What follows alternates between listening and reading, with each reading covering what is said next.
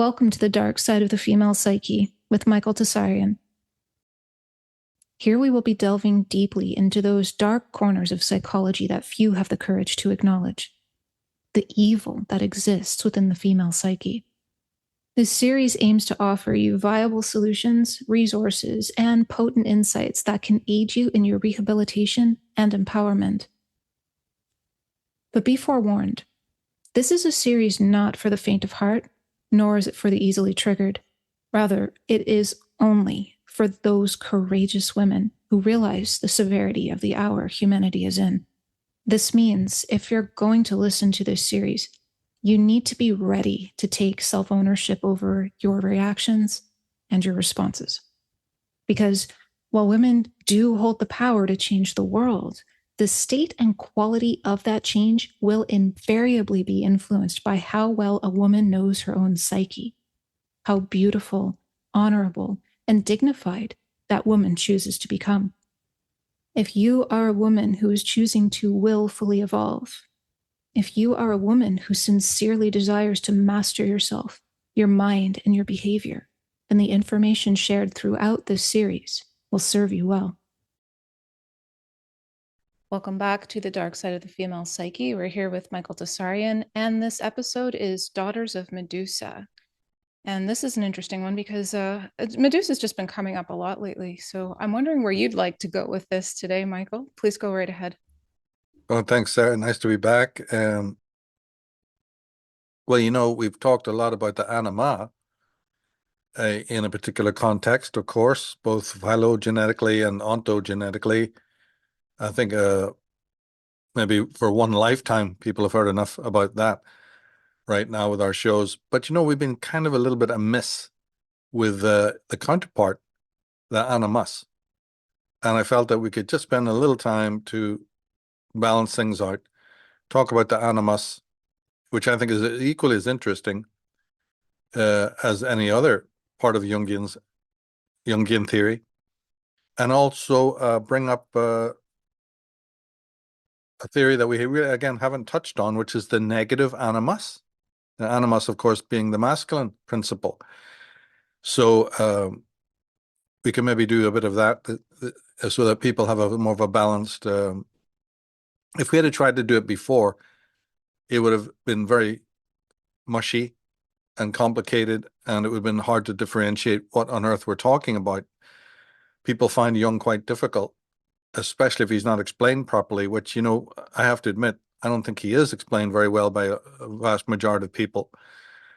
So we want to be kind of careful there. But we can start, though, with another point, and that's brought up by Sigmund Freud. We have an interesting quote. Could we open with that and get underway? And in this quote, Freud says, "I cannot escape the notion that for woman, the level of what is ethically normal is different from what it is in man. We must not allow ourselves to be deflected from such conclusions by the denials of the feminists who are anxious to force us to regard the two sexes as completely equal in position and worth." Yeah, that's a poignant quote, showing that he was sort of, he had insights. Feminism had already been going on, like socialism had been going on. He, in his early years, like so many hundreds of others, was a bit of a socialist. He was a bit left of center, but he moved to become almost ultra conservative later on. But he was aware of what was going on, and because he had seen so many clients, this is what puts him on a different footing, and the majority of those were women. I think his insights need to be taken quite seriously. And this is, of course, not forgiving him for certain flaws that he had. People have focused a lot on the flaws, and it's only recently in neurology that some scholars are starting to say, yeah, well, we all know about the flaws, but can we really reassess the brilliance of the man? The scientific robustness? It's starting to happen again, which is I'm glad to see. But here he's talking about something different. He's talking about ethics. He's talking about morality. And as far as he's concerned, the female is really amoral, not immoral, because immorality implies that whoever it is, the subject understands what morality is and then willfully breaches it. He's saying that that may be true for a certain demographic of women, educated, more masculine women who damn well know what's right and stick to the rules, or then there's those more criminal women who don't. But he's really touching on something else. It's more of this infantile, regressed female type, the feminization he's speaking about, that is amoral. Meaning that despite growing up in a society, and this is Victorian society we're talking about, but he's saying doesn't matter. When I observe that you're feminists, I see the streak of amorality, which is that the understanding of what is right and wrong hasn't even really sunk in, or is very, very superficial. Or, as Otto Weininger, and he had read Weininger, had said, any kind of morality that the woman has at all, even if it's the full-blown version, it's by dint of being a participant in the masculine world. It's not core nature. We've touched on this before, the deep irrationality that I say may, be there from ancestral times. So that's what they're harping on. And we would need to bear that in mind. Because what Freud is asking, what he asked in the bigger picture of his whole life is morality innate to anyone, male or female? And when you say it that way, people just go, interesting subject, let's read the volumes. But when you pick on one sex alone and say, is woman amoral? Suddenly the papers go flying and there's consternation and furrowed brows. So immediately, duplicity is at hand. It's all right when you say for the whole human race, can we question whether beings are instinctively moral or not? Or is it just an epiphenomena of Darwinian evolution? Then everybody's on board. It's applause all around. But the very moment that the person says, are women naturally and innately moral? Oh my God, you see what happens? People climb the walls. Look at this. Look at the state of the human race. So there's that. Now, Freud didn't go on to answer this in any kind of deep way, but we can understand that when you've got 8,000 women coming to see you, lining up every single day from all walks of life. Well, actually, it was expensive to see Freud, so these are obviously middle class and up. Anyone, you don't have to be Freud, any psychologist is going to start noticing what the syndromes are. And they're going to notice after a certain point in time that many of the syndromes are very, very, very similar. They're not as diverse. There's a certain diversity there, naturally. But at the end of the day, people are types. This has been acknowledged, even by science. The types differ, 9, 12, 36, right? Whatever, 16. But there are categories of person. And in psychology, it's an absolute given. Talk of individualism is something that, as Freud and Jung knew, yes, it is mostly a theoretical thing. Now, for Jung, of course, individuality was central. He called it individuation, being an important process that most people haven't gone through. Most people are arrested at different stages of the individuation process. And very, very few people actually attain the full-blown thing. And it's going to matter for our presentation today because the full-blown thing is equivalent with psychological and characterological differentiation. The very opposite of what we see in the feminist world, which is collectivism and conformity, But anyway, let's go on because there's something, we want to dive into this thing about the animus. So let's go to the next slide. And here we have a slide of Carl Jung, and it's titled Jung Cancelled. That's right. Back in the 70s, I think it was earlier, but we'll go for 70s and early 80s just to be technically on point. And this would be what? The second wave or third wave of feminism? Not even really sure, right? Probably on the alignment between the second and third wave. Something very odd happened. And it happened with no supporting evidence whatsoever. Books started to be written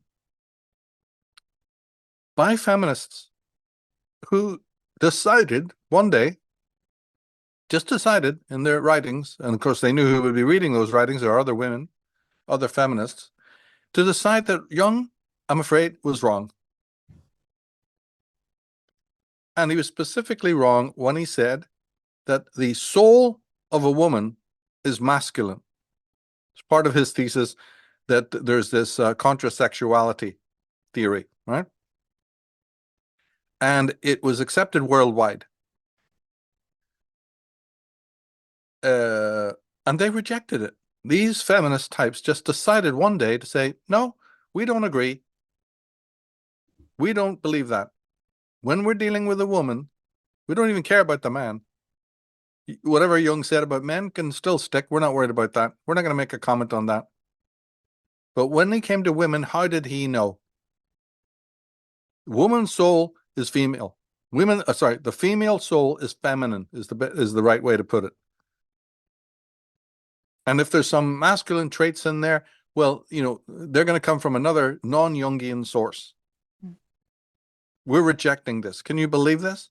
Let's go to the next slide so that I'm not making this up. And here we have a quote from Anne Belford Ulanov in her work Receiving Woman, Studies in the Psychology and Theology of the Feminine. Jung tried to say that feminine psychology is the obverse of the masculine, and that a woman experiences her unconscious as a masculine spirit, the animus. This contention is not held up, as I tried to show in my book, The Feminine, and in the book, Religion and the Unconscious. A woman finds her soul link in distinctly feminine terms. The feminine cannot be grasped as simply the converse, obverse, or reverse of masculine psychology. So it's basically not only a rebuttal of Jung, it's a demeaning. Look at the very first line. He tried. The poor man just tried, Sarah. He tried, which of course means he failed miserably, right? He didn't do anything. He just tried. And we know she was a pastor. She was a Christian pastor, but feminist. If you can fathom that, right? So he just tried, and we're rejecting it. So you read her books to find out if there's any evidence that they can supply as to why you would do something so monumental. Nothing's there. So like most feminist works, the lies are without end. The mistreatment of other people's theories and of facts is all you get. And also this deep irrationality. Now, it turns out, as I pointed out in my article, Dark Mother Divine, that there were numerous women. Is there a list there? Around Jung. Yeah. Can you name some of those?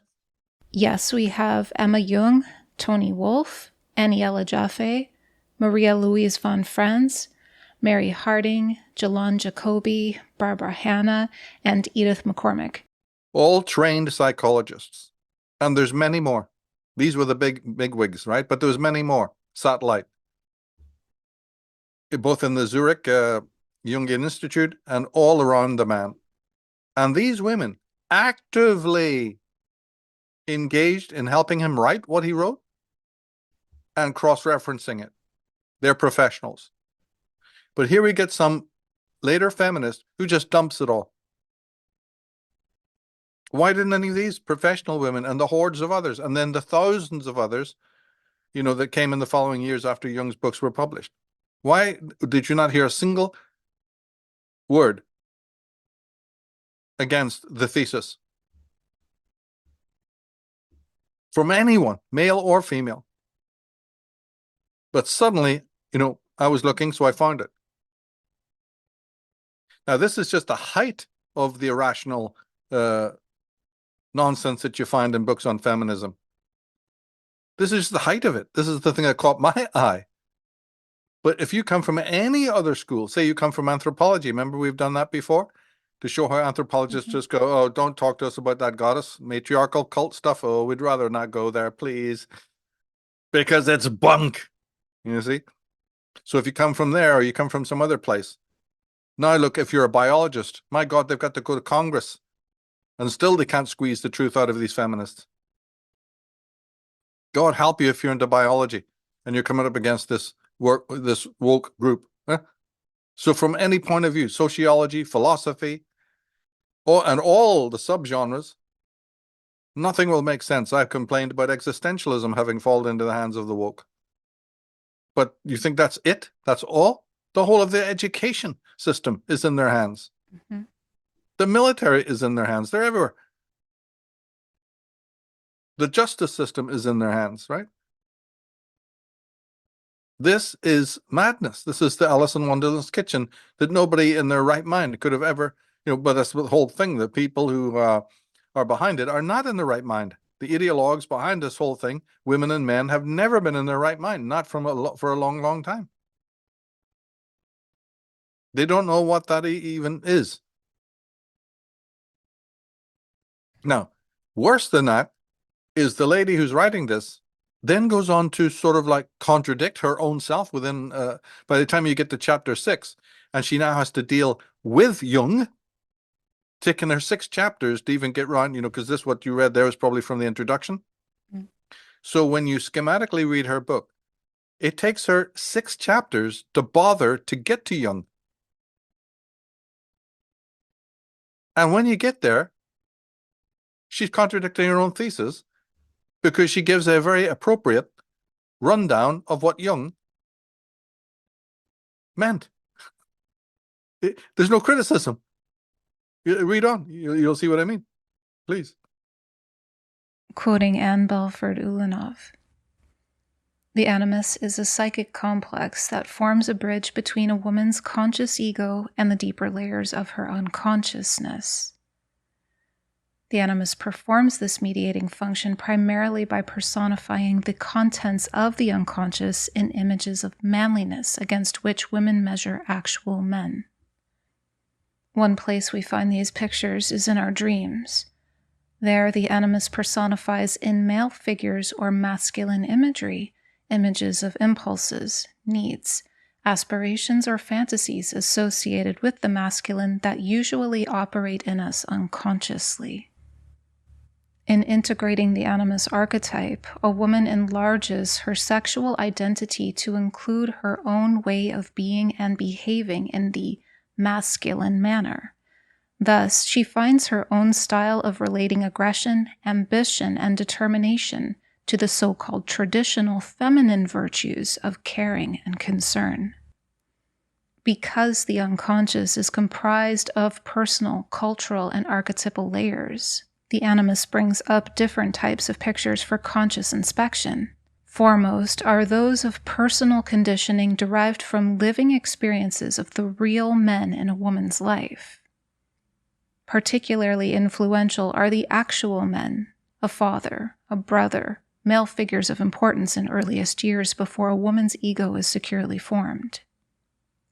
The view her mother holds of men in the family and her mother's own animus are also very influential, for a little girl incorporates her mother's modes long before her own ego judgment takes shape. Now that last part about the influence of a mother in regards to animus is important. We haven't talked about it before in our program. That's why that will stand out in a minute. We'll get more to that. But before we do, just stick with our theme right now. That is an extremely accurate and perceptive rundown of what Jung himself believed. And there's more. Those were just excerpts. So this is a woman who actually has, from a technical left brain point of view, grasped exactly what Jung is talking about. And if you went through each of those lines, you'd know a lot more about it too. It's careful. It's well thought out. I'll explain a little bit more in a minute.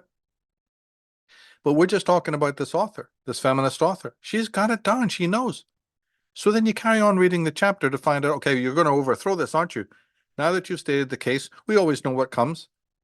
Now you're going to sit and rebut. The rest of the book will be this boring rebuttal of those points, right? Well, no. It doesn't come. Not in that chapter. And guess how many chapters are in the book? 7. It didn't come in the next chapter either. So this book is completely hollow. It does several things, and one of them is state in the introduction that Jung is a buffoon and got it all wrong and doesn't understand women, although he tried. We might give him 1 star for that. Well, maybe even half a star. He tried. But you're waiting for this colossal feminist critique. And like in so many other cases, as I said, it just doesn't come.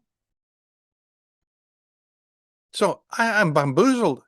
I've had this book for nearly 30 years. I've been waiting to do something on it.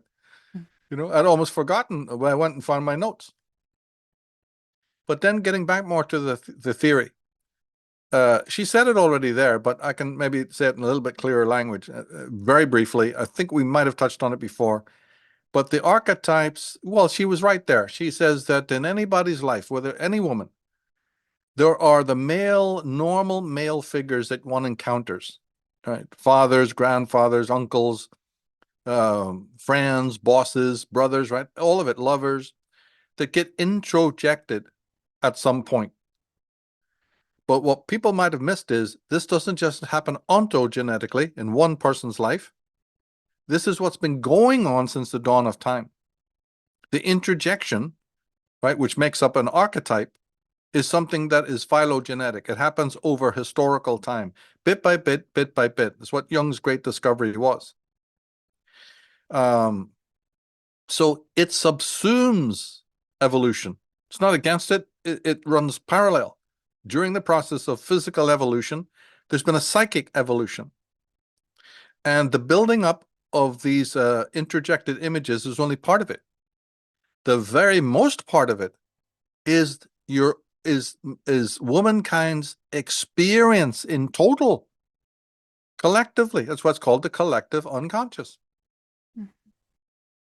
Because all women experience men as fathers, as lovers, as enemies, you know, as providers.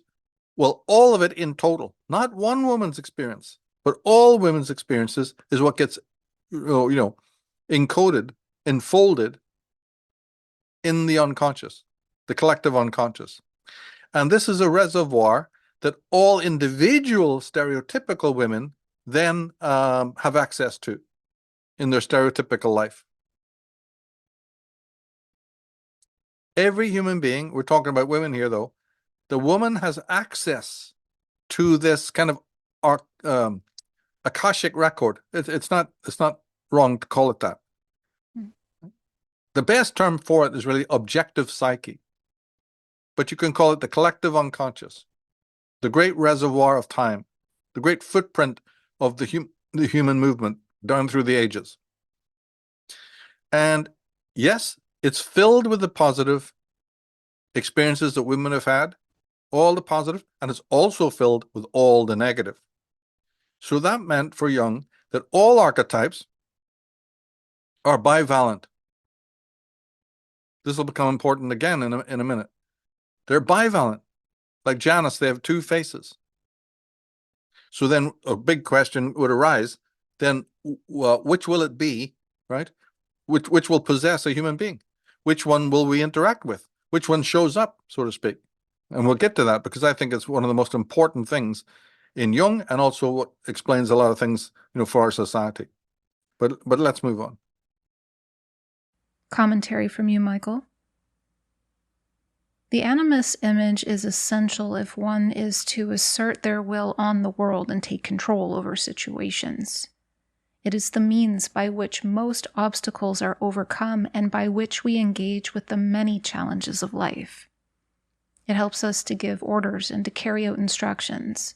It helps us to be punctual, precise, effective, and rational. It helps us keep schedules, adopt routines, and set boundaries. It is also the means by which we set goals.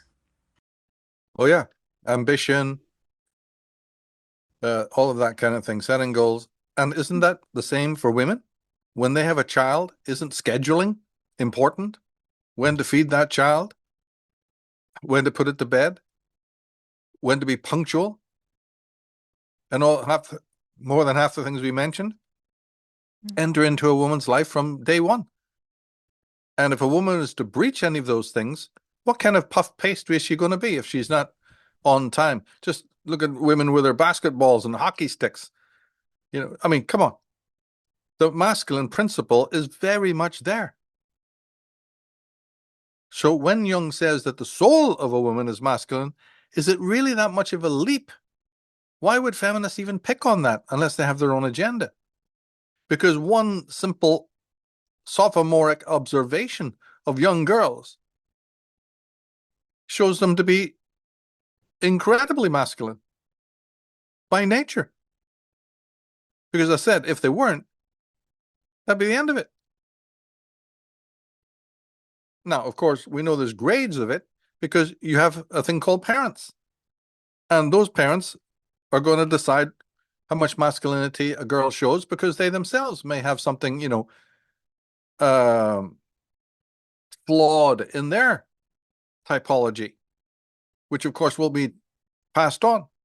But as we know, you can be born from flawed parents and react against those parents, making you even more masculine. So it's not precise, each individual case. Just because you're born from weak, docile parents doesn't mean that you'll be weak and docile. Quite the opposite. You may want to break away and do something different and get well away from those types of people. So as I say, it's not just so easy to categorize, but one thing we can know is that by and large, most women you don't need to question their masculinity. It's right there.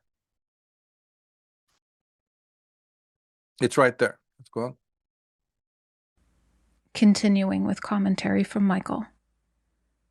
Most women around us seem to operate effectively in all these ways. So the question arises, have most women successfully integrated their animus?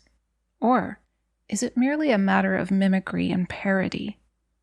Have women deflated their anima in order to overinflate the animus? If so, what is the reason for this, and what can we expect to happen in the future? Yeah. See, it's an open question. It's an open question. We don't see most women being that passive. We see them being masculine, as I said, from youth quite easily.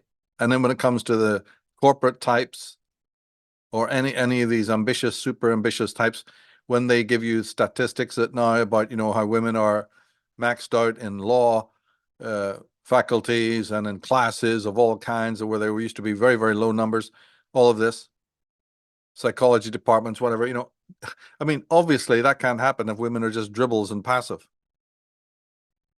So we clearly see the natural, organic, masculine aspects manifesting themselves. But the first question there would say, that's happened kind of recently in history. It's a matter of opinion, but it may really be nothing bad. The change in typology.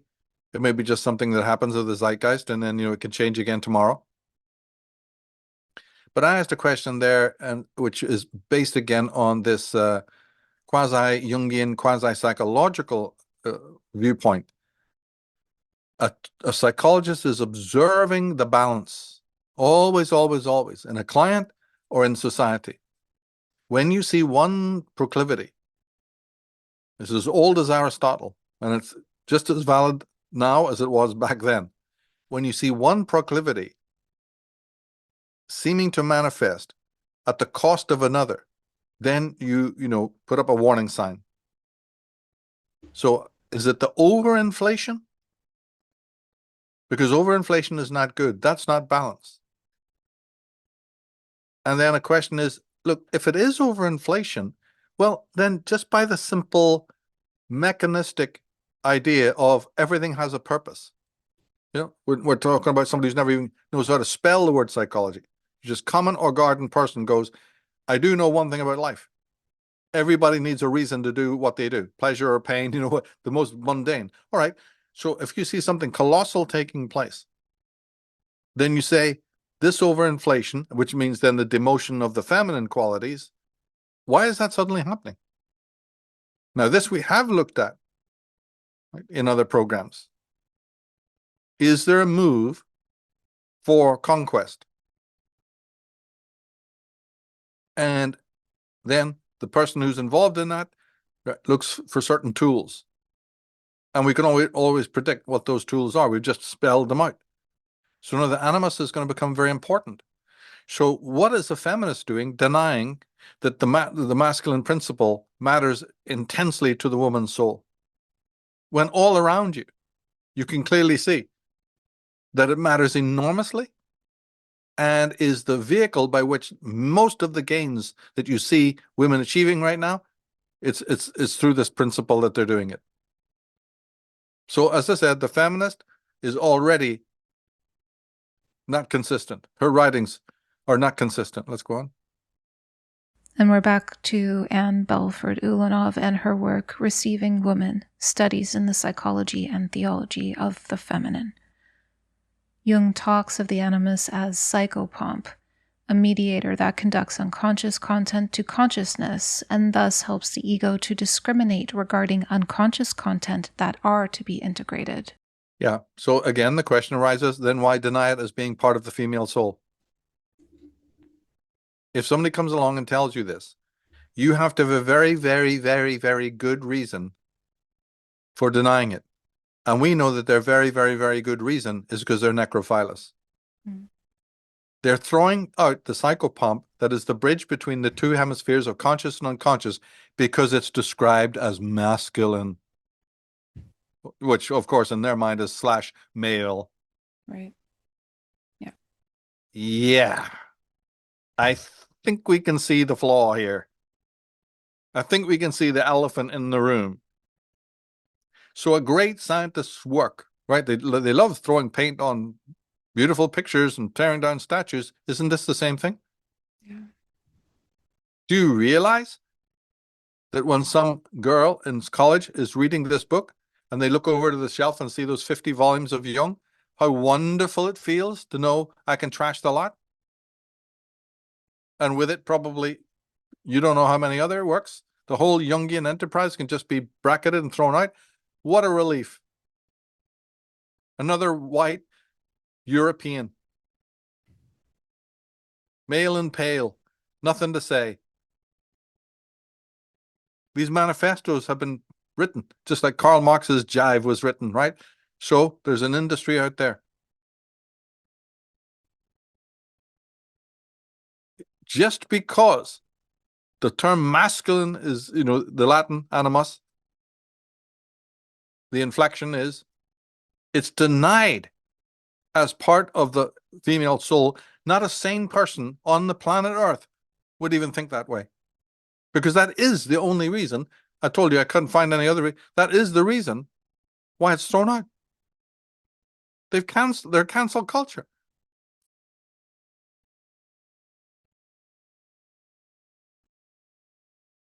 It's unfathomable.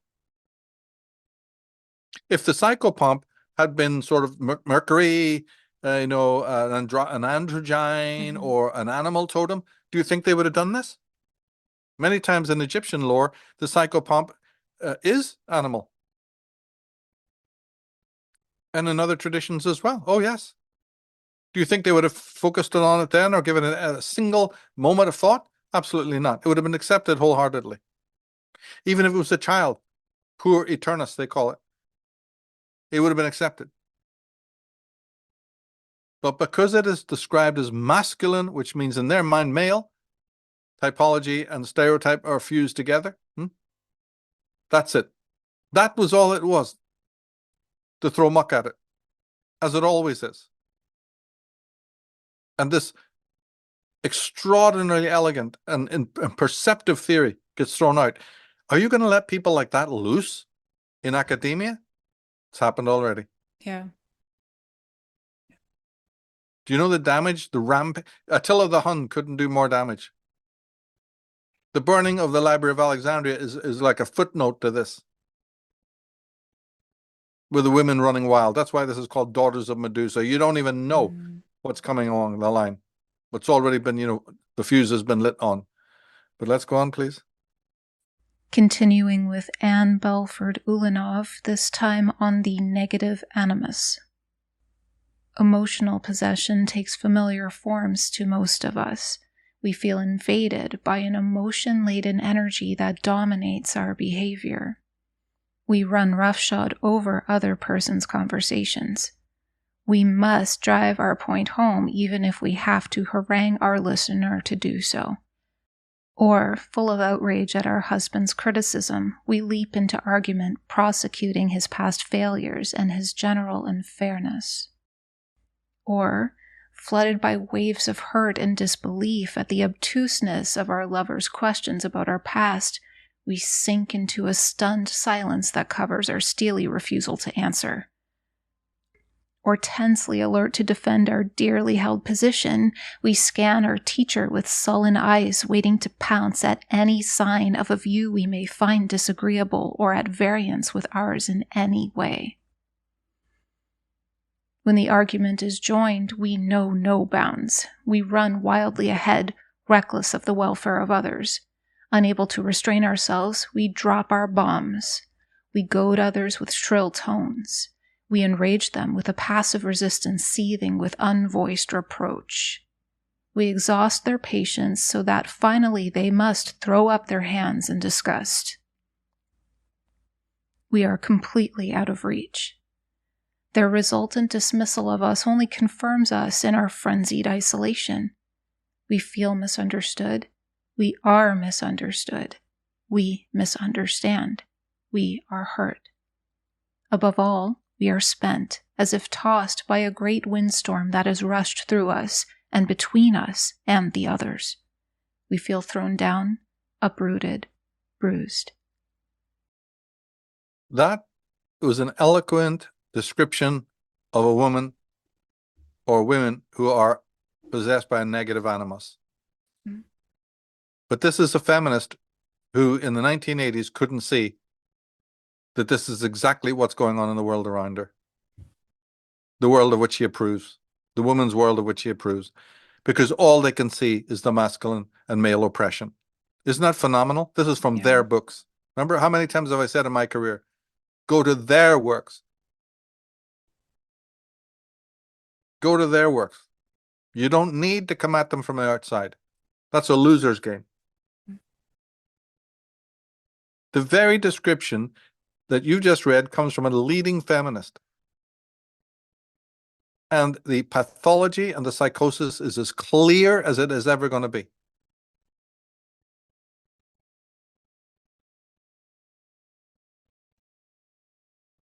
Because each of those reactions is what exactly is going on in the Congress, in the Senate, on the streets.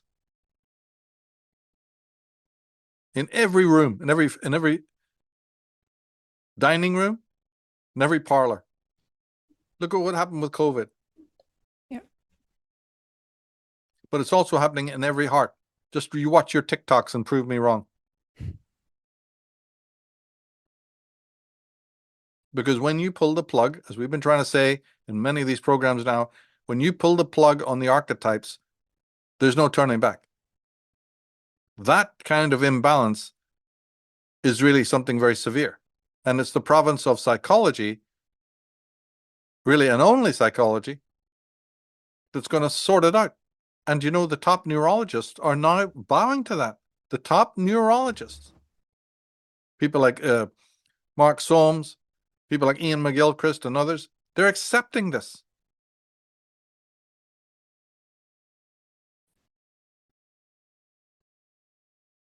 It's really phenomenal that this woman could not see that her crowd, the people that she stands for, right, is a point rider for. Because to get that write that book, you're a scholar. You've gone through it. You must have been writing and thinking since the 60s. You don't notice that all the women around you fall into this category and must be possessed, have a negative animus complex. You don't see that? You don't see it in yourself? then how can you be fixing the world? How could you possibly set yourself up to diagnose the world's problems?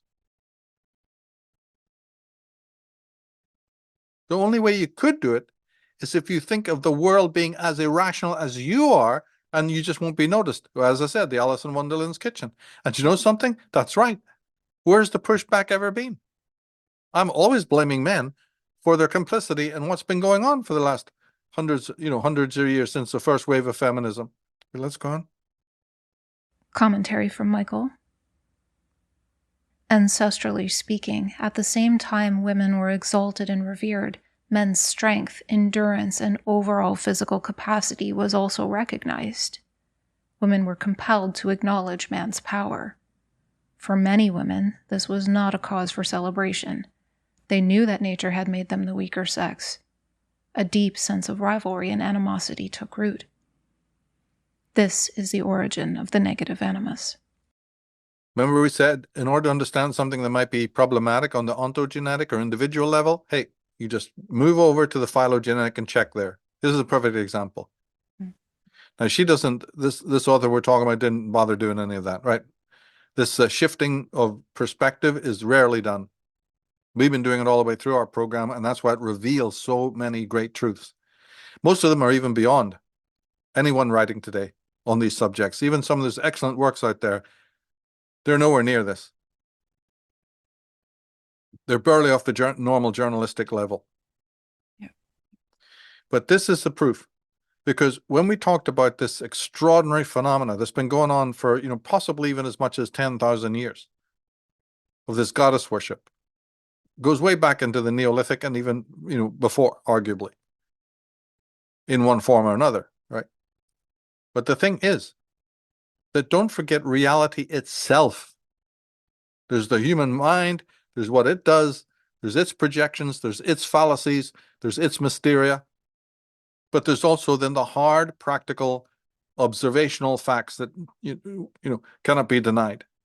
So as the goddess was being worshipped for all those reasons, most of which we've touched on, it was the more workaday fact that man's brawn, man's endurance, man's ability to take on the wild animals, and all the rest of it, and basically provide the means of subsistence and subsistence and existence, was there for everyone to see. Running along, or some people say, running counter to this other trend in which women sat enthroned. This has to be really thought about. And never at any given time did it wane. So as we're talking about this collective reservoir, the animus, and whether it's positive or negative, this one is going to be ambivalent right away. Because for some women, knowing that they're men, and remember, all women give birth to men, so in the psyche of most women, the fact that the men that they've bred are strong, right, forthright, ambitious, aggressive, self-reliant, no nonsense, is a bloody good thing. No problem. Sorted. But in the women that we've been talking about, who are following the perilous idol, it's not the case. And as decades and centuries go by, the rivalry is there. It's a phenomena that may not even be noticed on the individual level, but it's there as part of this sort of archetypal matrix. But nothing can be done about it because it's nature that has ordained this. We'll see how important this is in a minute. But for now, we just see that this is then the origin of the rivalry. But more importantly, which she did not mention, is that this is the phylogenetic origin of the negative animus, right? It's not going to be coming necessarily, it can come from an individual woman's experience of men. Of course, if you've been abused as a girl, when you were young, you got a negative animus. If your mother, right, has programmed you that way, naturally you'll have it. But it's too reductive only. And it would be an error to only look at the stereotypical sources for this. Especially today, when you see that so widespread. No, This thing, again, has historical roots. So that's what this slide is about. You've got to track it back to the ancient rivalry in which there was an awe and a celebration of the male strength, but then in some women, there was the envy and the animosity. Let's go on. Given these statements, we can ask two important questions. Does this misuse of the animus lead women to gynocratic dominion over the world? Or does it ultimately lead to their complete demise? Well, that's right. This one we have talked about before. If the overinflation of the masculine energy within a woman, right, has been mustered, just using that mechanical law, everything has to have a bottom line. Everything has to have a reason. Then could the reason be their desire for complete gynocratic control? There's a very good likelihood that that is the case. But if nature has ordained opposite to that, like it's never going to happen, girls, why are you wasting your time with this? Well, because they're psychotic. You see, then it will only bring about implosion and disaster. And why that's added now is because that does harken back to the points we've made in previous programs where could it be that that's exactly what has happened? If the perilous idol has crumbled, yeah, if it's been proven ineffectual, and the devotee has had to face this, they just can't step out of the limo and go back to work. It doesn't work that way. You're standing on the edge of abyss. You're like Gollum in the fucking ring at the Mount Doom. There's no going back. So you just go insane. We've had to ask that. Because I believe that you can understand our society precisely along these two lines. The move towards gynocratic control explains almost everything, but so does the failure to actually attain it. But I'm not asking anybody, you see, to follow me there and believe it. They're free to bring up, some other explanations for it all. Let's go on. I would just I would just say that it makes sense what you're saying, though, because if someone is in a psychotic state and then they're trying to impress their psychosis onto a reality that doesn't foster that psychosis, isn't accommodating to that psychosis, and then the person doubles down, yeah, I mean, it's not going to go well. Yes, that's all they can do. Mm-hmm. They know no other back. They don't know how to back off. Their gander is up. They're wild beasts. They're bulls in a china shop. Mm-hmm. Like kids who just like the sound of the breaking of their toys when they break them. Well, that's what you just got. Yeah. We like the sound of the world crashing down. Mm-hmm. It's unbelievable. It's like something out of a zombie movie. Let's go on. Integration with the unconscious for both sexes gives rise to the self and is key to the process of individuation. The simple question is, are women behaving in ways that are conducive to the achievement of genuine selfhood? Yeah, this is huge for those who know Jung. What is all this talk about archetypes anyway, right? And earlier we saw that they're a bridge linking the conscious to the unconscious and all the beautiful descriptions that Jung gave. And it can even be a kind of a psychopomp that decides what kind of content comes in from the unconscious that we have to deal with and the means by which we deal with it. It has to do that part because otherwise there could be insanity involved. So the animus overlooks, right, the whole methodology of it in order to maintain sanity. So it's a positive force. It is actually part of your soul, women. If it wasn't, you'd be lying flat insane by now. Anyone would. You need that big headmaster. You need that general, right, to not only decide what content is going to come in, because you just don't want to be flooded by all of it. And then you want to also have someone who's in charge of the means by which, like the farmer opening the gate for the cows, you just don't let them just climb over each other. You try to keep some sort of order. But the woman is denying this willy-nilly, just crashes in and says, no, we're going to deny all of this. So this is the important detail that all Jungians know. the whole raison d'etre of this thing with archetypes, why they have to be integrated. And there's 13 of them, by the way. We just look how, we are compressing everything to deal with only 2. And they are the most important. But nevertheless, this integration takes place because in the Jungian theory, this is how what we call the self, all caps, gets created through the process of individuation. And as we said, individuation is a move away from clustering and conformity into the full expression of what it means to be a self. So we have to ask, is women's behavior today, anywhere you look, does it appear to be that? No. What on earth would lead us to believe that that is what it's about? Nothing. It couldn't possibly be. Well, number one, there's no integration. It works 2 ways. I don't see any evidence of it. That's because there's no move towards doing that. Earlier, we've talked about, the transcendent things, the holy things, the sacred things, as opposed to the profane and the mundane. Which do you think women are on? This is one of the sacred things. I've abbreviated before by saying, are women really interested in their own unconscious? And the answer is no. This is just unpacking that a bit from the Jungian point of view. Hell no. But the trouble is there's a counterpoint to this. If integration is not what you're doing, and individuation is not what you're achieving, then there's an opposite to that. It's called habituation, right? Which is the lowest form of life. Falling back into prescribed routines, ways of being, ways of thinking, ways of acting. Looking the same, thinking the same, acting the same. That's what it means.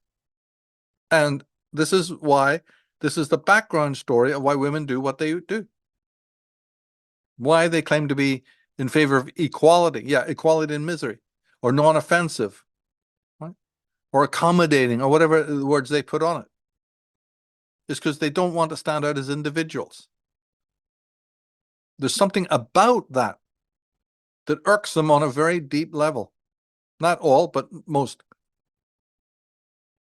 And again, it's going to go back to the parents who've never taught them the value, right? Go back to your Ayn Rands. You have to be taught the value of it because life's challenges are difficult. And it could happen that they are so difficult, that you end up shunning them, rejecting it, and you'll miss this lesson and you'll regress back into the surrogate womb. The surrogate womb is the crowd. The surrogate womb is the conformity. And we've even added a nuance to this many times, which is that even the people who occupy the solar world may have no inherent love of it at all. There's another group, the discontents, Freud's discontents, that inhabit the solar world of the masculine, but only because that is a haven from the Stygian world in which they had problems when they were young. Do you think psychologists would know this as black and white? Because there's 2 challenges. We just spoke about the challenges of the physical world being enough to throw you back into regression, back down into the Stygian world of the unfree. But we also have its reverse. You might have gone towards the haven of the solar world to get away from the challenges that the Stygian world threw at you. You know, the ladder with the angels going up and down, angels going up, demons coming down. Yeah. Always must balance it out because there are challenges both ways. And the parent is the one who's there to get you over them, to make sure that you made the right choices. But to keep it strictly to where we're talking about today, it means that a very, very large demographic of people who you see walking around in suits and ties and seemingly being very effective and absorbed in the solar world are not. That's why they're lining up. That's why the DSM is this thick. That's why they're lining up for Big Pharma to take care of them. They're not okay. These are Freud's discontents. And they're teetering on the edge. They're just not full-blown regressive yet. But I'm believing that the feminized woman is. She's both. She's a terrible discontent. That's why she's breaking all the windows and complaining about all the rules and trying to undermine, right, what I just said, the need for universal gynocracy to overthrow the solar world, which she just finds foul, whatever way she looks. That's a discontent when you break it down. So most discontents are teetering on the edge of regression. So you get some of the feminists who are going to regress and go back to the infantile, because that is actually the default position when you are a discontent. It's easier and you feel safer and you feel better by returning to the surrogate womb rather than stay in a place you don't like and contribute to it. You might try through medication or this and that thing. The hysterics try it through just raging against a machine, see how long that'll last. But when you don't inherently respect the masculine world, you're never going to contribute positively to it. And as that demographic grows, right, then you have Ayn Rand's worst nightmare. People who are going to just chip away at it, and defile it until it isn't worth living in. That's where we find ourselves today. People look around, they can't believe it. Even just, 50 years, 100 years. They can't even believe what's taking place. And rightly so. Let's go on. Continuing with commentary from Michael. The animus is key to a person's vitality and move toward adulthood. It is key to the evolution of the psyche from primitive to advanced states. It is the essential factor in our ascent from the archaic natural world to that of freedom and independence. One cannot be an individual without it. However, the journey does not end there. From mundane reality, we continue to ascend to the spiritual or transcendent. If women are correctly embodying the animus, why do their interests remain on the mundane and profane levels? In short, the absence of the transcendence tells us that something is wrong somewhere. And there's a note at the bottom that says, see Blake and Weininger. Yeah, those two had an answer to that question, uniquely to themselves. But we can, without even getting into their take on it, we can just see that something is wrong. Because with all of this overinflation of the animus, it's been curtailed. It must be then that it is for worldly dominion and only worldly dominion, i.e. the mundane and the profane, because it hasn't gone up where it should go naturally. So here's another breach of nature. We've talked about several. Men aren't breaching nature as much as women are. The natural reason for the animus, dictated by centuries, by millennium, by this accretion of experience. Wherever woman experienced the animus, not the negative, but the positive animus, it always had the transcendent quality. How could it not? Think of Gandalf, right? Think of the world psychopomps. Think of God. Think of the priests. Think of all of it. Odin, and all that, the heroic, and the spiritual, and the poet, and the mystic, and the nonconformist, and the Khalil Gibrans, and the Miguel Cervantes, and all of these mighty people. And yes, even some of the political figures you could add into that. You can certainly add Ulysses Grant, and General Sherman, and Abraham Lincoln, and Alexander II. You can go on forever. And it's all written inside the woman's psyche. But in most of those cases, if not all, the transcendent was there, even if it was just following the ideal. But that's missing now, or has been replaced by the mundane. The woman's absorption in the mundane and the profane has become, right? We talked about it being the imposter. The collective ideal of gaining the gynocracy has so infected the minds that it has become the transcendent, so that the real one has become obscured. It's nothing but shadows and clouds in the way, till it's almost forgotten.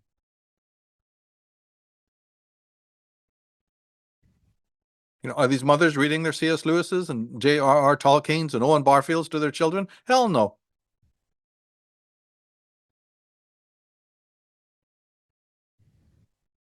And many others I could mention. It's all gone down the drain. They're barely reading Mark Twain. and other writings that were, like John Steinbeck, that were considered completely natural. They're no longer being even looked at. It's all gone by the wayside. But the main thing is that something has replaced this transcendent.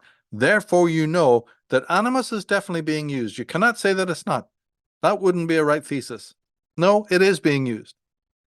But for the first time in history, it's being used in this truncated, emaciated way in the hands of the woman. They use it only so that it services their hedonic needs and no more. But in doing so, they've left a footprint. That somebody like a David Quinn, you see, can spot. That we can spot. Let's go on. One not so obvious answer is that masculine energy can be blamed as much as males are blamed. If and when evil results from a woman's action, as it often does, they are bound to accuse the masculine within them, thereby exonerating femininity altogether. Hence, another violation toward the true animus. Those whose agenda it is to exalt all things feminine have found their ultimate get-out-of-jail-free card. Amazing. On top of it all, you get another affront at the very animus they're using. Because if and when in the divine court, or in an individual case, rare as it will ever be, that a woman has to stand trial and say, look at all the evil that you've done in the name of whatever, they can turn around and get an out of jail free card by saying, but it wasn't me. It was this animus. That's the masculine doing the evil. Haven't we told you we don't like it? But even though I was embodied it, I was possessed by it. Wherever the masculine is, wherever the male is, evil follows, even if it was in me. But don't blame me. Blame the masculine within me. It fits our thesis, right? Whatever way the coin falls, they win. Heads, I win. Tails, you lose. That's what it is. Look at the thinking here. So the woman who said, we're denying that the soul of a woman is masculine. Okay, do I see the underthought now? You can't deny. That statement is really hanging in the air. It doesn't really mean very much. That's to be taken on faith. But of course, you cannot deny ever, and she doesn't in the book, that women embody the masculine energy. In fact, she gives some very eloquent examples of it when she's summarizing Jung. Okay, then let's just put the footing on that women do embody the masculine force, but they are also the ones who seem to be spending a lot of time going around in the world pointing out that the male energy is something pernicious, something vile, something purely destructive. So isn't it just one step away from them believing inside their own mind that the woman who's embodied the masculine energy is herself not guilty if her soul is feminine ultimately and not masculine? This is a way of wiping the slate clean and blaming the male and the masculine for every malefaction that's ever taken place anywhere, even in their own lives. And even though it may never be uttered, it's a thought. This exists as an archetype in the necrophilous female mind. What can you do with a person like that? We just started by talking about Freud's quote about the amorality of the woman. What greater breach of morality can you have than the person who thinks, I can never do any evil? You can lay no evil at my door. I'm not responsible for any of it. That's how you get psychosis. That's how you get megalomania. That's how you get a messiah complex. That's how you can get them staring you in the face, with all the lies that they're telling you, and with a straight face. And this idea that they know how children should be brought up, that there should be gender fluidity, and all the rest of it.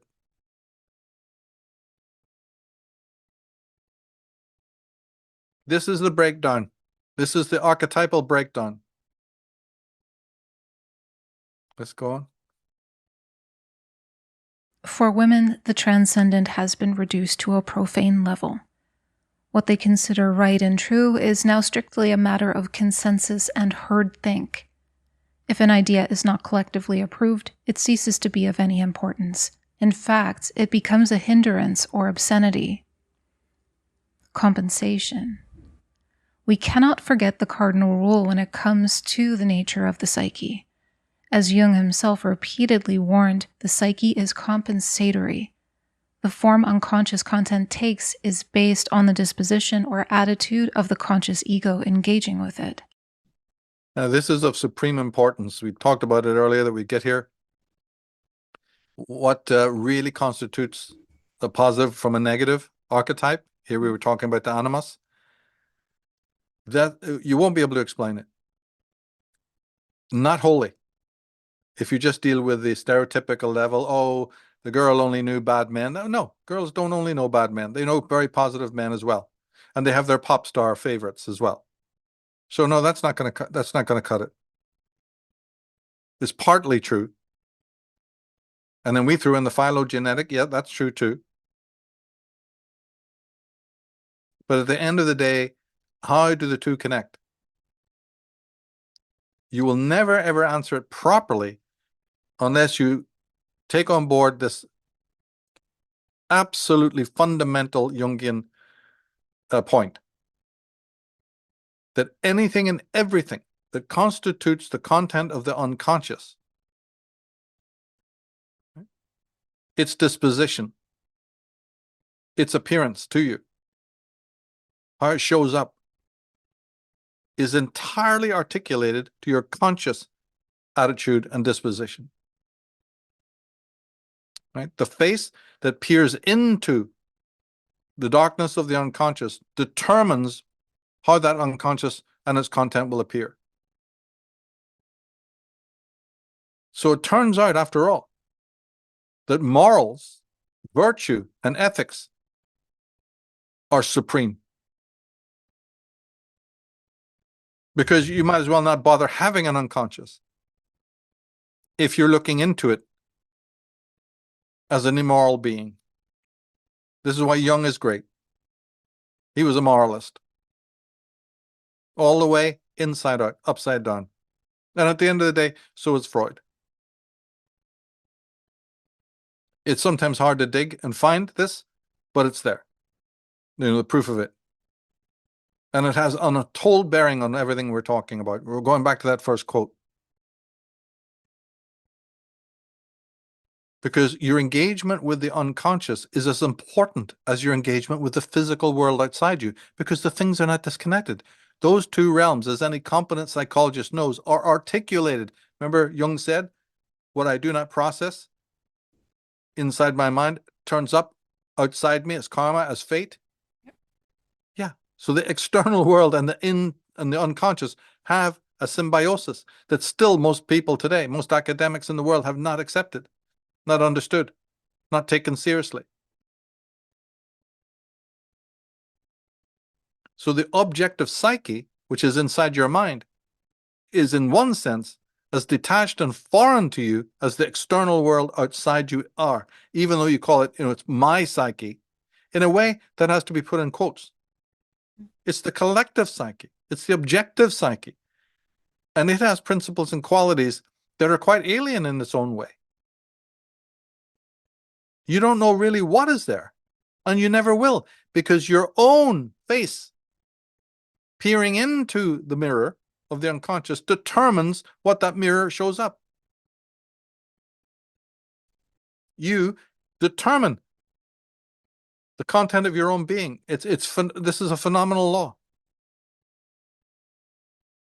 Right? The unconscious is specular, it's mirror-like. And if you end up seeing demons that come to possess you and haunt you, that didn't happen for no reason. But another person who's not moving from just curiosity or power drive,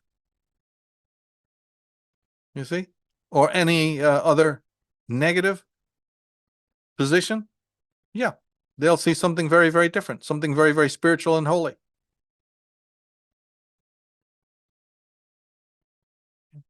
God didn't let Moses just trample in to the burning bush. He said, take your shoes off. Take your sandals off. Yeah, you know what the meaning of that is?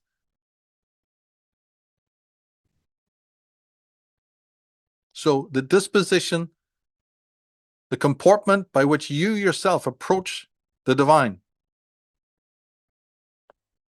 determines the experience of that divine. What face it happens to show to you.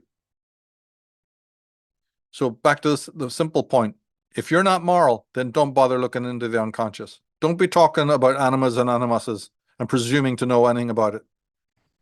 Jung has already written it. It's written in stone. Stay away. Abandon all hope, all ye who enter here. Yeah, only if you have malicious intent. And we've already talked about the women that we're talking about have malicious intent, right from ancient times to today. Their very motive when they seek for power. So this is really uncovering the negative animus possession. The negative animus will, the animus will not come to you in a wholesome fashion, ever, if your intention of how you're going to use its power is malicious. Same with the anima. Until this is understood, nothing is going to make sense. And it'll just be a confusion and miasma all the way. It's what everybody leaves out when they're trying to talk about these subjects. The animal will work this way. The shadow will, in fact, the shadow is the very embodiment of what we're talking about. This is where the dynamic becomes even that much more apparent and crucial. But it really goes for all the archetypes.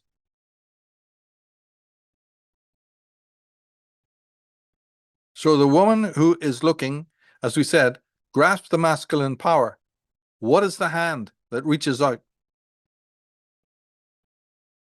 If that hand is an evil hand, which I believe it is, then you reach out for those pearls, and the moment that you touch them, they turn to weeds. Let's go on. That something is wildly wrong with our society and its integration of the archetypes is evidenced by the compulsive conformity to the absurd ideas of feminism. The hallmark of the animus is individuality and differentiation, not conformity. Does this confirm that the archetypes are manifesting in their trickster mode? I think it does. I think it does. Just along with what we've already said. To explain the trickster mode, you have to grasp everything we've just said. It's not because they are, appearing in that mode because they want to. That's ludicrous. That's the cartoon Disney World version. No, no, no. Everything about the unconscious, especially as it turns up in dreams and in visions, and above all images, because all the archetypes themselves are images, plus they also throw up all the images that, possess our minds and fascinate our minds. They're the DNA of the psyche, as Jung called them. We couldn't be creative. We couldn't have art without them. But the way they show up is, again, articulated entirely by the ego consciousness that attempts to engage with them. So this is not like, glad handing your social contacts outside in the world. They can be fooled. They can't see through the mask. But we're talking about the unconscious here. We're talking about holy ground here. And it is never fooled. And it has its own peculiar dynamic. It can lure you. It can play with you. That's what a trickster mode is all about. And it can even bring you to the brink of destruction, just like that earlier slide said. What is really going on here? And so when these women reach out for that moment, when they think they've got it, the world control is just about coming into their hands. Something else may happen. that they don't expect. But it's too late one way or the other. Because the very first step that they took denied the natural order, the natural law. Let's go on. Another possible answer to the obvious paradoxes of the female world involves whether women deeply resent being women. This is, of course, an unconscious idea and will never be willingly admitted. As we saw earlier, a state of rivalry has existed since ancient times, a battle of strength that women cannot possibly win. Therefore, we conclude that their hatred of man has been extended to include nature herself. That's right. It just follows on from what we've been saying. If you take on board the rivalry, now I said not all women are in any way infected by this, but those who are, it's atavistically programmed from way back. It constitutes the negative animus. The rivalry does, the conflict does. But the thing is that, you see, observing man in his prowess, in his strength, and in his successes has left its own mark, the mark of envy. But the thing also is that nature ordained it that way. So the hatred of the masculine and the male is completely irrational. And I say, then isn't it likely that a person caught up in that psychotic state of animosity starts to blame nature herself? So something you're never going to hear from anybody else. You go down in a blaze of hatred, not just against the male who has these traits, and the idea that, of course, given the way things are, you'll never overcome them. Not even if you weaken men into the noodles that they are now. It's just going to be an impossible task.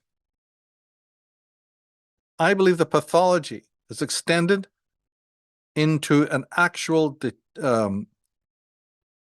a monumental antipathy to nature itself for doing this. Giving the power to the other and not to me. So this now becomes a more deeply set instinct.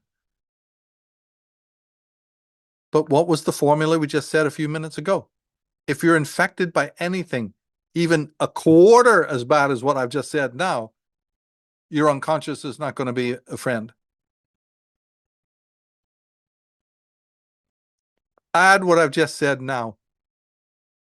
Think of the comportment of a person riddled with this kind of necrophilia in its truest meaning of the word.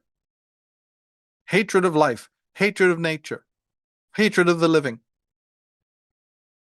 This is Thanatos. This is the real thing, the real death instinct. Now, that being is going to try and walk around and to be integrated and individuated. Tell me, is that even likely? No, it's not. So the kind of creature that you see today, we call them the feminist. What kind of state are they in psychically? It's horrific. These are the daughters of Medusa. There's no going back for any of them. In fact, if any of them do snap out of it and change, it is one of the most extraordinary lucky moments in their life. But it's like a maelstrom that's just sucking them all down. Yes, these archetypes are appearing in their trickster mode, and now we've unpacked it. But for them to do that, to appear in a trickster mode, is entirely articulated to what is happening on the other side, in the conscious realm. So we have to then analyze that. And we have to call a spade a spade. And we need to use the phylogenetic analysis as well as the ontogenetic. And when you do, and you come up upon this particular issue, this rivalry, this battle of wits, this battle of strength, the man is going to win.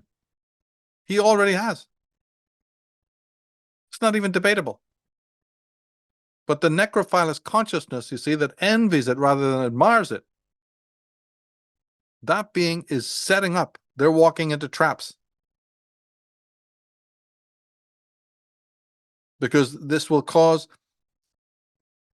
a deep breach where their archetypes, the archetypes of, the collective unconscious, will cease working with you, or at least as guides, which this feminist writer even has said that's what they are.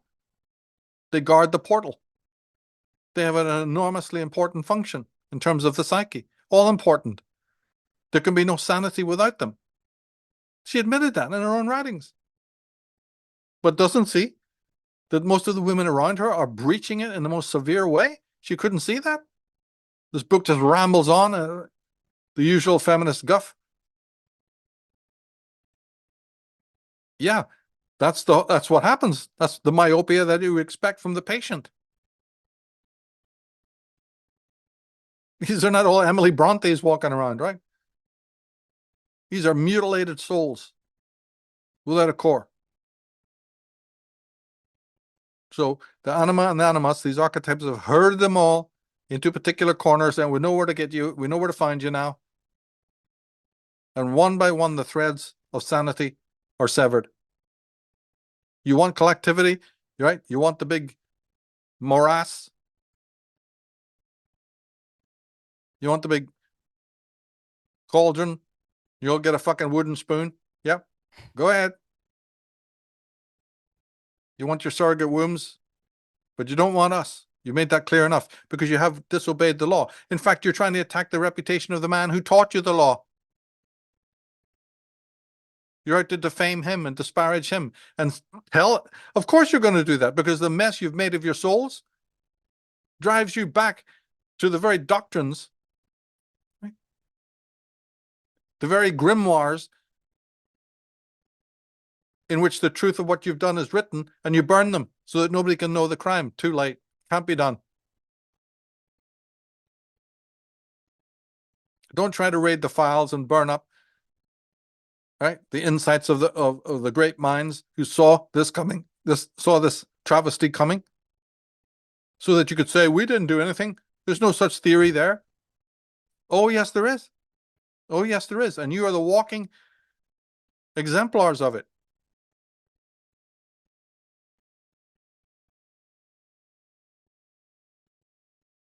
This is all in violation of the moral universe. And anything to do with that. Now, somebody will say, but wait a minute. We've got a psychopomp. I've got everything Eckhart Tolle ever wrote, Michael. I've got the secret. How dare you? Sure, the Dalai Lama. He's my psychopomp. What are you talking about? I've got my guides. Yeah, right. Right. You don't know that the whole New Age movement is set up as the fake transcendent?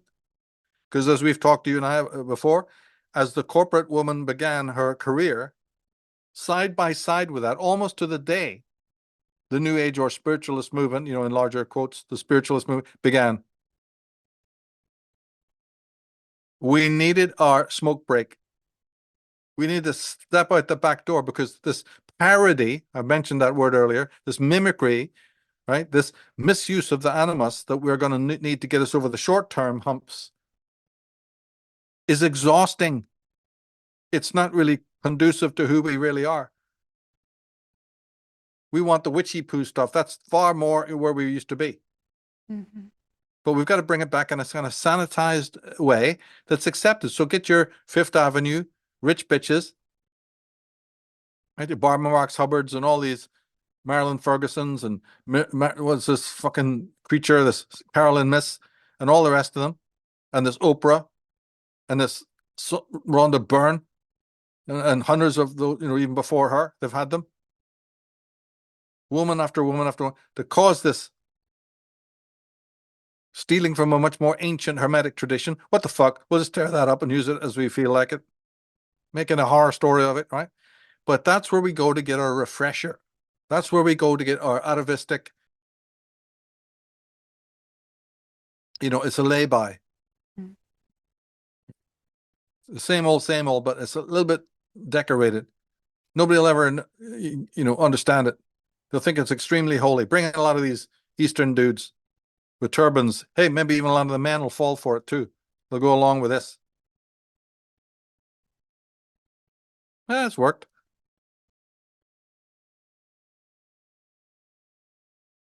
And then more books are written, right? More spinner rack shit. No one speaks against it. Everybody co-ops it.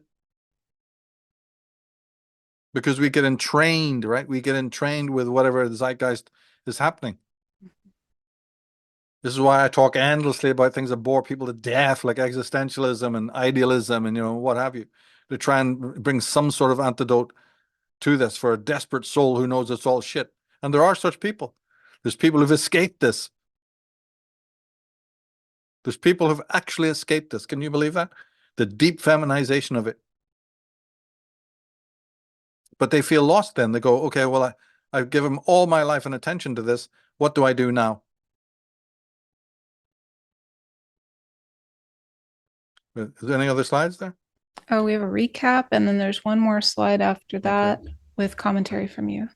Go ahead. Okay. So the recap says here, women's soul is not masculine, no real evidence supplied, and women must reject male projection. So in recap there, they insist that the woman's soul, they're contravening the Jungian principle. Big warning flag there. But they don't supply really any evidence. They don't need to. They'll just say that woman is an occupant of the masculine world, surrounded by men. So that's it. The masculine proclivities, right, come to a woman because she is exposed to them through the presence of men around her. She's steeped in it. It's not intra-psychic. Right? It's exogenous. It's coming from outside.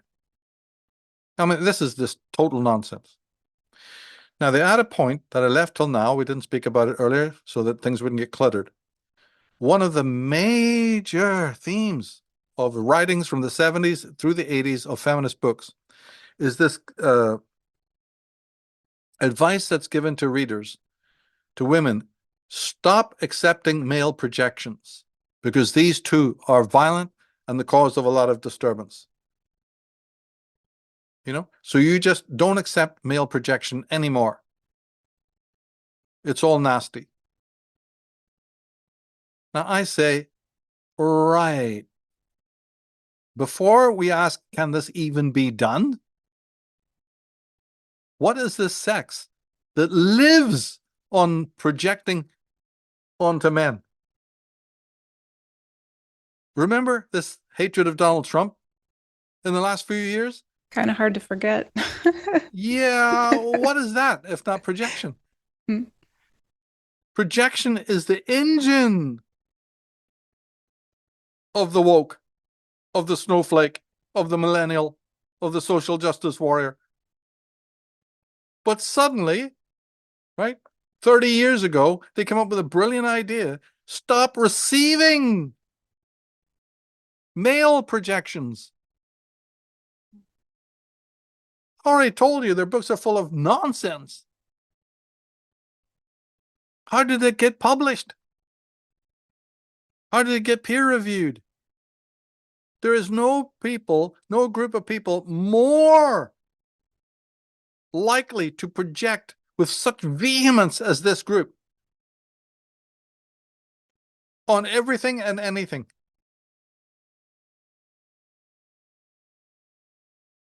But as a matter of fact, even if you leave that aside, they're wrong anyway. Because projection, really, when you pare it down, and you know what you're talking about, is a euphemism for empathy. That's what it is. You, as a child, you must project onto your mother and father. You must, as they project onto you. In fact, it's crucial that you have any kind of identity, self-identity. Because what has happened is the child projects its own self-schema onto the mother, who holds it in trust until it can be reflected back, at a later age, as you move through three stages, the semiotic, the thetic, and the symbolic. So in the symbolic realm, you will receive back the projection that in the unconscious state you gave to your mother. That's why it's so bloody deadly. It constitutes one of the attributes of the toxic mother if this doesn't go off well. If this happens in a aberrant way. This is one of the defining things of the terrible mother.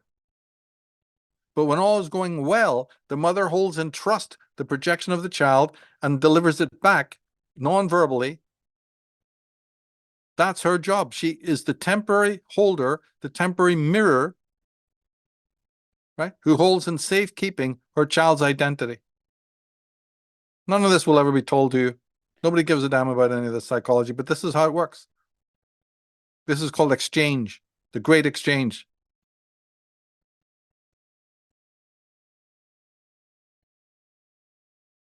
And then later on, projection is needed for all the other encounters, inter-psychically, inter-relationally, both ways. Because we naturally, ontogenetically, reach out to the world.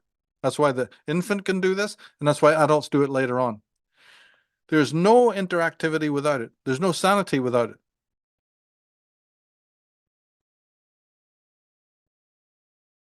Projection is one of the most necessary, principles or conditions or factors. It's how you reach out to the world, not with your will. You do it naturally. It's ontological. The willful version sort of comes on downstream. Mm-hmm. You do this like a flower craning towards the sunlight, right? Craning towards the light. It's not doing it through its will.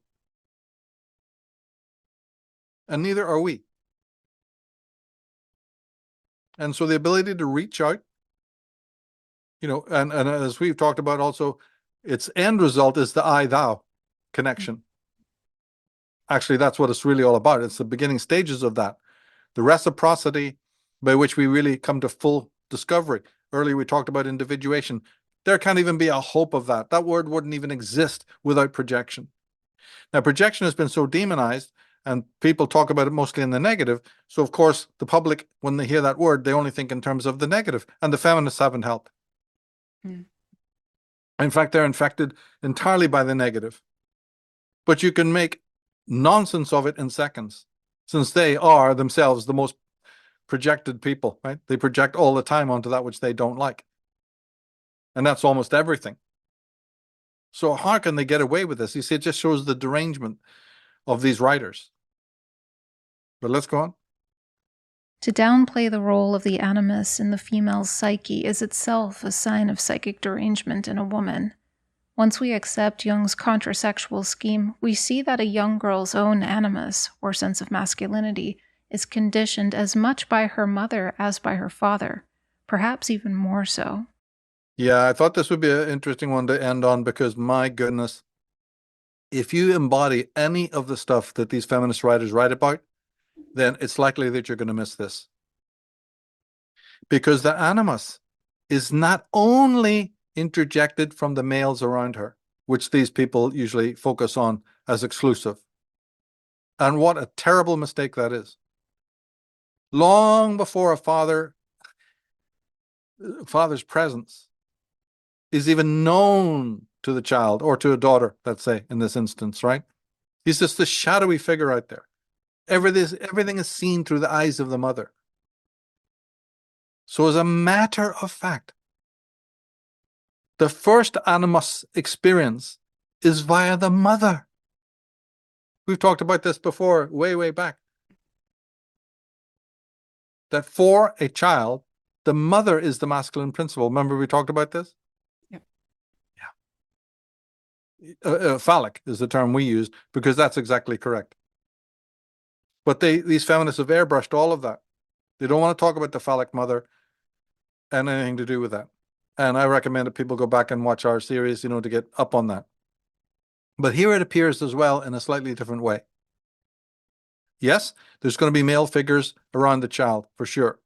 Less now because father's ass out of the family for the most part. But it wouldn't matter anyway. It is the mother's experience of males, right? In her life, exogenously. And it is how she has learned to relate ancestrally. It's what's going on ancestrally in her mind that gets transmitted. The whole weight of it, the whole weight of history comes through the mother in her, in every single part of her, especially on the semiotic level.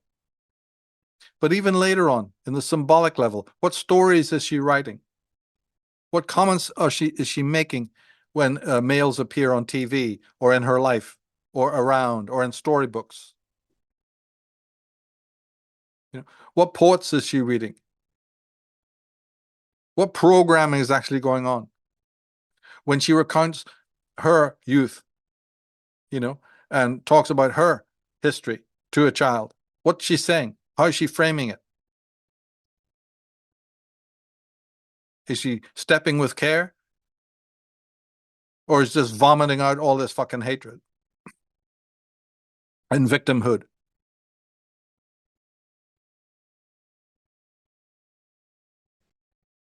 But this piece, it sounds like little, but it would be completely missed if you read these thick books. We just looked at one. What a fiasco.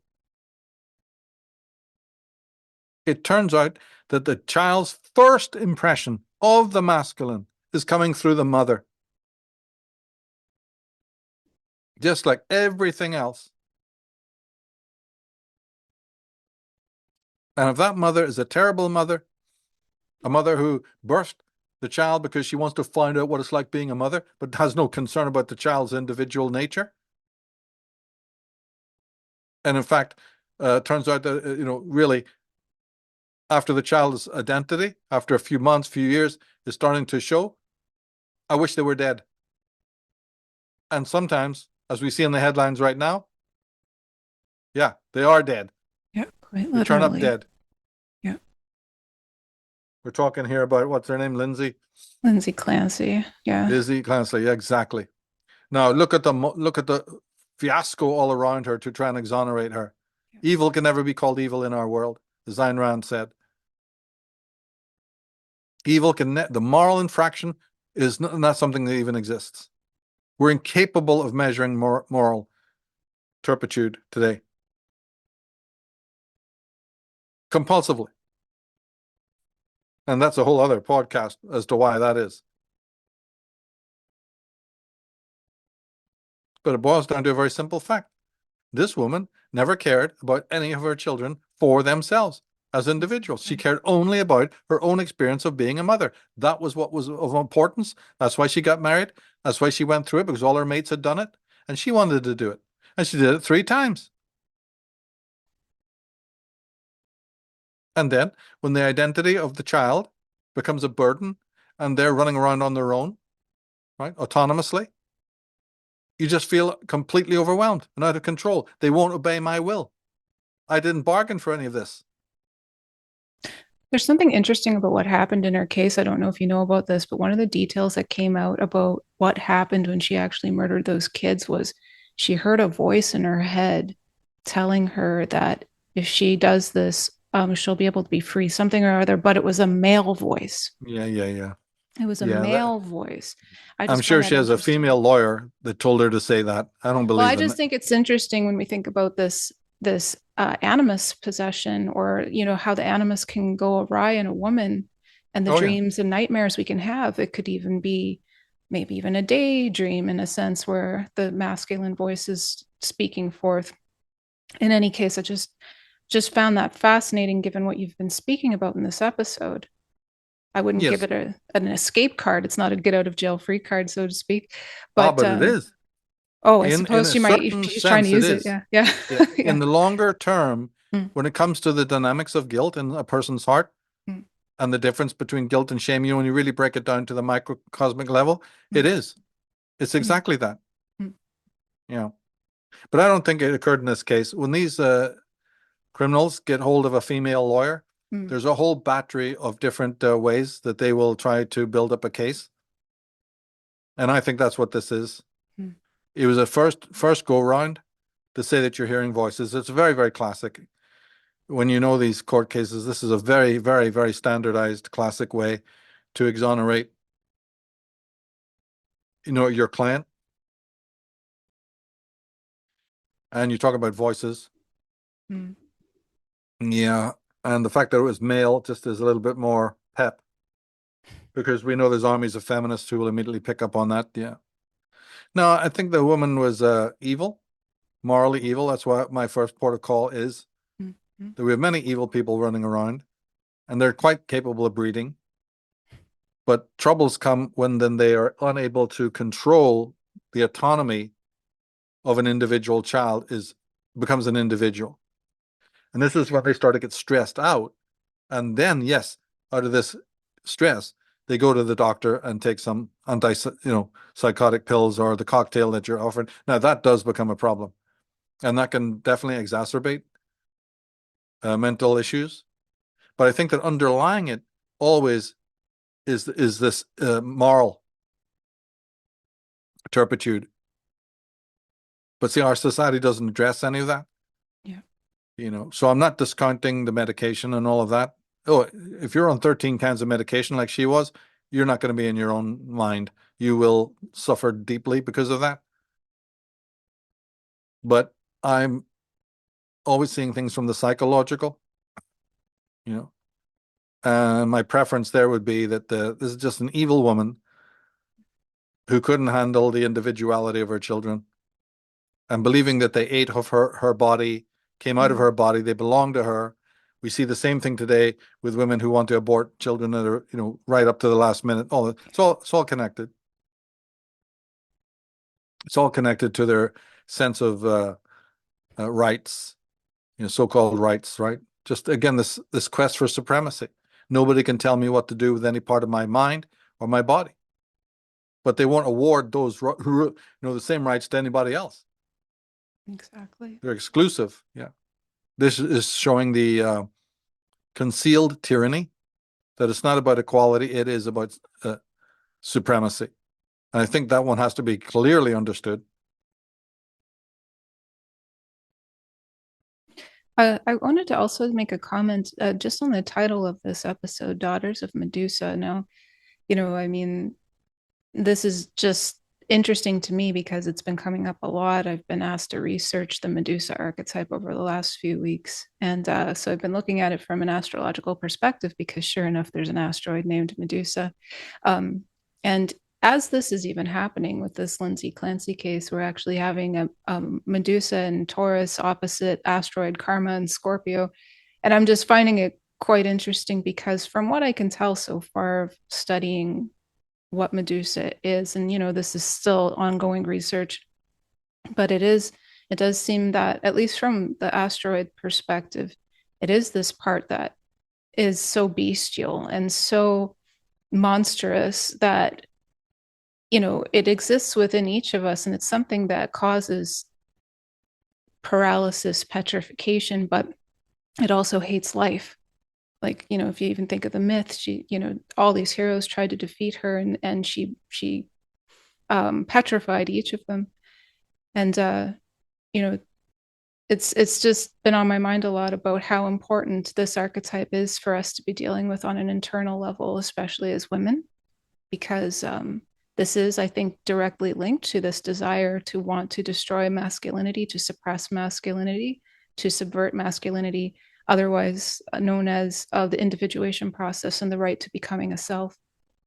So yeah, just how it's in opposition to karma right now in Scorpio of all signs with Pluto and Aquarius, we can get some real insights into this archetype right now if we're willing to look at it within ourselves, but and also how it's being reflected in the collective right now. It's a very powerful archetype. Well, remember, in the real story, she is the feminine who's defeated by the male, as we've been saying. The idea that this supremacy can be attained by woman, even with the help of the black arts, turns out to be, wrong. The Greeks were telling you that Perseus destroys her. He's in service, not of the evil female force that we've been addressing, but the positive one. In other words, these are the graces, the women who embody the positive anima, who's not moving into her trickster mode. She's appearing as she really is. And she is opposed to the other, to the malignant, the baleful, the baleful Medusa, who comes from the Stygian abyss. You see how it is? Each of the archetypes has a bivalency, and also there is both a conflict between the archetypes, in them and outside them. It's all based in the laws of integration. So always, always, always, the male hero, whether he knows it or not, doesn't operate unilaterally at all. He's an agent of a deeper or higher force, remember the transcendent, and is cutting the head of the witch, of the sorceress, of the evil one, is a form of integration. But the turning of stone relates directly to everything we've been saying. Those who are not animated by any archetype, like these feminists, turn to stone. They're not living, they're not vital, they're not organic. They are the ones, the daughters of Medusa. They're turned to stone, turned to ice, whatever a metaphor, turned to adamantine. They're no longer living. They're they're poisoned by Thanatos. They embody Thanatos. And they call for the universe to wipe them out.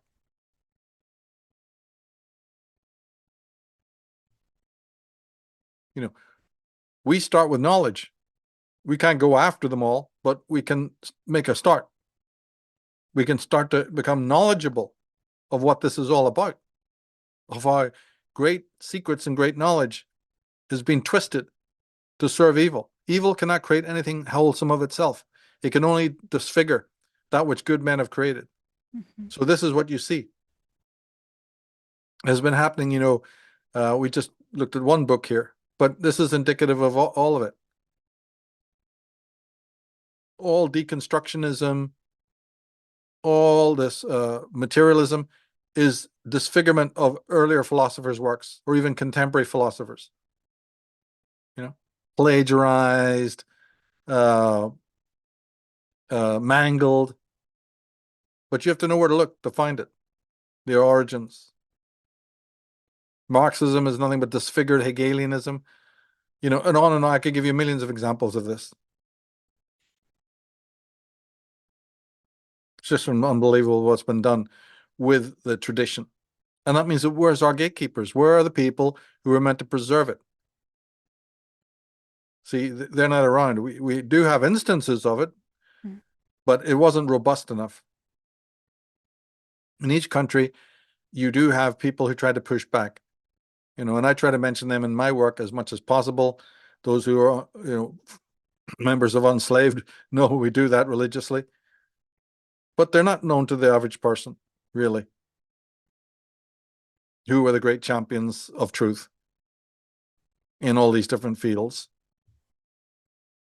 But what Jung did was transcendent. He was a holy man. What can be more holy than showing you the dynamics of your own being, your own psyche? Picking up on what Freud had done to try and get into the nuances of it. And what I like about it is that he did fuse this ontogenetic perspective with the phylogenetic. And also, he was fascinated by the Hermetic arts, alchemy, astrology, tarot, right? He understood them as art forms, as a kind of a language. And then that takes us into many podcasts about what is that? And he was reading some very special people. He wasn't just hunkering down on the more positivistic material trend that was happening. He knew all about that, and he rejected it, as I do. Now, he didn't like being called a metaphysician himself. He certainly didn't like being called a mystic. And so people then, sort of thought that he was just purely anti those things. No, he wasn't. He was just a careful man who didn't want to be lumped in, with a lot of anti-scientific paradigms. But anybody with a broad mind and a generous disposition can clearly see what he was into. And he made good use of it. And I think, there was some really great insights that he had. Because he was against the reductionism of Freud and Darwin and Schopenhauer and Nietzsche. he was a clever man. He knew that this materialism isn't wholesome. And it's not based on anything strong. And it isn't. It isn't. People have to really, really understand this. But just like in my first Atlantis book, where I talked about the serpent queens and their alliance with the Nephilim, right? We don't want to talk about that here. But I've been on to this particular phenomena since really a very early period, slowly working it out and not making it boring, not just harping on one aspect, but trying to find evidence of it in other areas as well, and making sure that it's always cross-referenced, you know, by things that are happening today. But the long and short of it is that one sex has envied the other to a much greater extent. It's not that men don't envy aspects of women, and feminists always play this up. You know, women's ability to give birth and all. Of course, that's a sign of mystery. Of course, that was captivating, and men found it extraordinary. And they knew that women were gifted. That's why they exalted them to goddesshood. That's a given. Nobody doubts it for a second. But what's been played down is, right, the reciprocal envy that women had over the very, very obvious male traits. There's something fucking amazing and heroic about that. Dripping in blood as it often is. Yeah, but it's dripping in blood that saved your village, that saved your people, that saved your sons and daughters. Right? There's something extremely impressive about that. And once you then take, as Jung did, the accretion of the similar experiences all the way down through, this is then what we've had tried to unfold here. But I'm saying that along with the admiration and the love and respect came a deep-set envy in certain women. And over time, it became an archetype of its own. That's the Medusa. That's the Stygian witchery that wants to steal that power. Can't do it because nature's ordained it. So then we want to subvert nature. So the witchery is nothing but the subversion of natural order in order to bypass it. Find some way of subverting it. And that's where your crone comes from. That's where your witch comes from. This is the appropriation of the power to oneself. But when you do that, you leave a footprint, because the violation is going to be measured by nature. Nature will measure that violation. And if you know where to go to look for it, you'll find it. And Jung is one of those people who helps us do that. He provides a very important lens so that you can discover this criminal history of womankind. But it matters to our day because it's now, the accretion has reached, you know, fever pitch. The tearing down, the scratching of the eyes, you know, the irrationality. But we had covered all of that really, really well. And I thought that, oh, there's just this little bit of coverage, you know. Time has come to look at the animus, the masculine archetype, and sketch out. We can't do it exhaustively, but I think we've touched on really important details. That last one seems simple, but it's very, very vital as well. It's something that slowly, the feminists have tried to, you know, nudge into the wings because of the implications of it. They want to hurt the animus. They want to steal its power, but they don't love it for itself, and they don't love anything that it really creates for themselves either. Those are all temporary. Yeah. Temporary means to an end. And worst, they've denied it in themselves. It's like they've tore out their own souls, because that's exactly what ends up happening, by the way. Yeah. I was going to say, I mean, the tearing away, it's, what do you call it? I've heard you use the term self-murdered, you know. That's really what it is, isn't it? Yeah. And one look in the eyes of these preposterous creatures, right, shows you that that's exactly what's been done. And then they're in a state that is indescribable to anyone who's not been there. Yeah, the psychosis of it. And the psychosis is different than neurosis. Many times explained this before, but again, I don't mind doing it again. In neurosis, the person who's neurotic always knows that they bear a responsibility for the condition that they're in. When the neurosis moves up to psychosis, that ends. And so you'll always know that you're dealing with a psychotic when under no circumstances do they ever take blame for anything. In other words, the psychotic always has somebody else to blame. So the feminist is exactly that. They're not neurotic. They're psychotic and should be diagnosed as that a long time ago.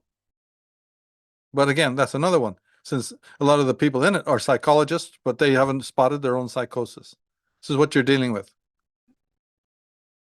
Nor are they spotting all the fires that they're lighting, all the burning of civilization around them. Well, they like it. It's just like any psychopath. They're actually warming themselves at the fires, right, which are burning up Western civilization.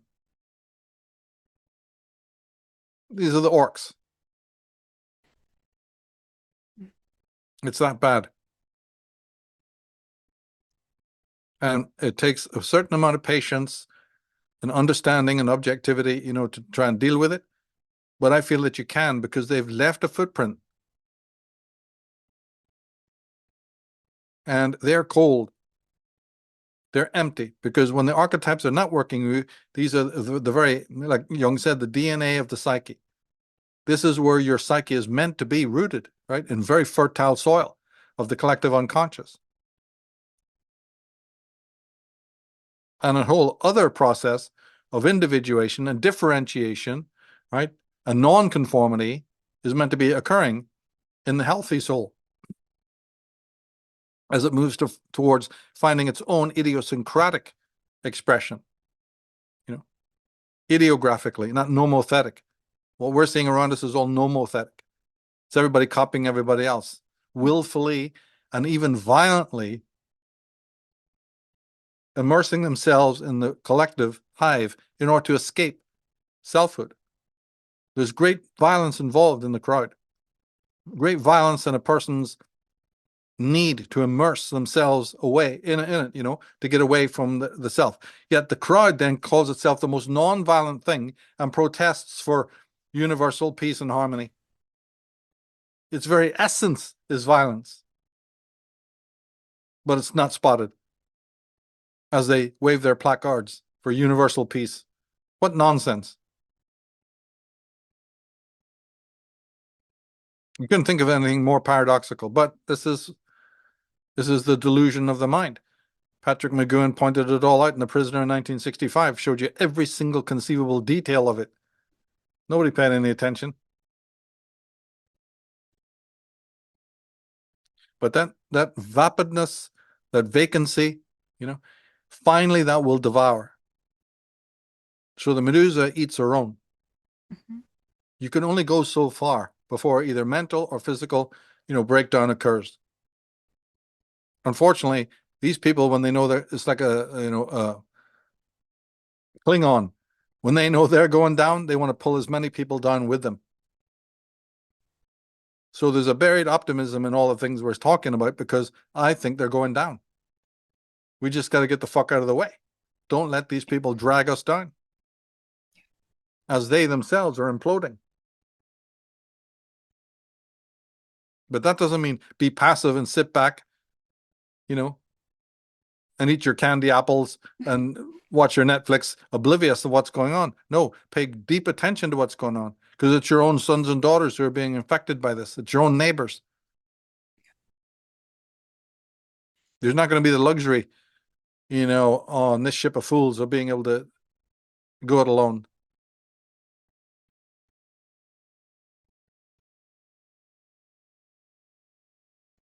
It's really tricky there. But the answer for anyone is to respect masculinity, respect malehood. I mean, it's not that difficult. That's the antidote. Remind yourself of what the great men of the world have done. and achieved and what you've got from their effort. Women need to do a bit more. They need to stop abusing beauty and sexuality. But basically, that's it. It's not really that complicated. And the moment that you apply any of those things, something will, switch within you, and you won't need to be part of any of this fiasco. And other doors will open up that you would never first expect.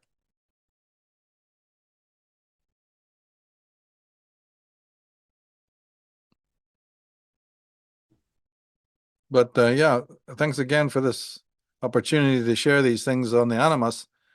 I think that was something we had to leave to its own particular time to unpack and give it its own treatment as we've done.